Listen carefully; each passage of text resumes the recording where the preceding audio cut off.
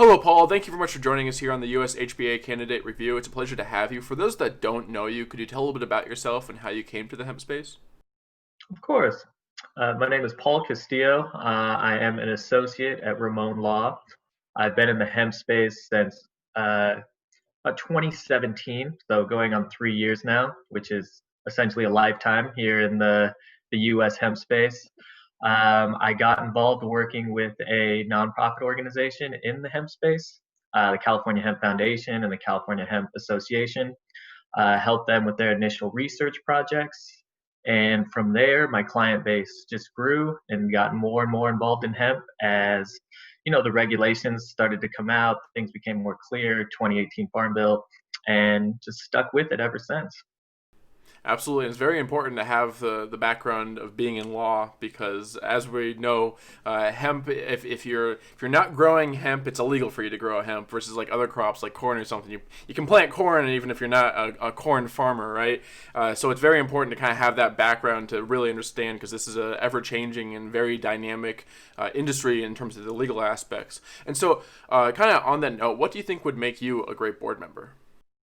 Well, as you pointed out, the regulations in this space are constantly evolving, and just this is what I'm doing every day, right? I'm part of our hemp and cannabis practice group at Ramon Law, so I'm very active as far as following the regulations, both at the various state and federal level, and just staying abreast of that and helping the members and the organization uh, have a clear understanding of what is needed from a regulatory perspective and just providing that insight and value as to where we can operate, where we can't, where are some regulations that maybe we can have a voice and help push things forward.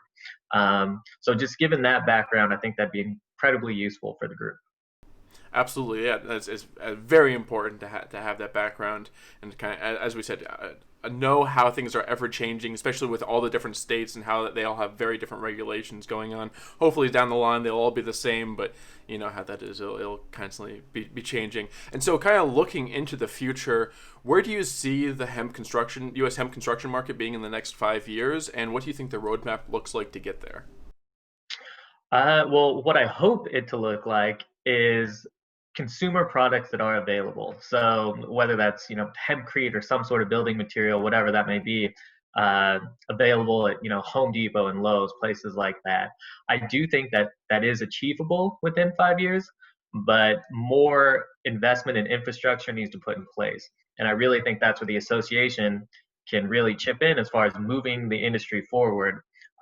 Raising awareness, helping to educate the public, letting people know just that this is a viable option with respect to building, that this plant does have, properties that make it an incredible resource when using it as a building tool.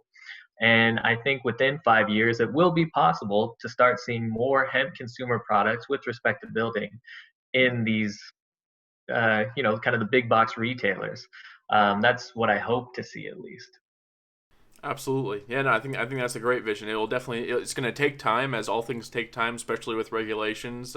You have to go through the bureaucratic systems in order to get things done, right? Get all the people on the same page, or at least as much on the same page as is possible. But yeah, no, I definitely I like that vision a lot.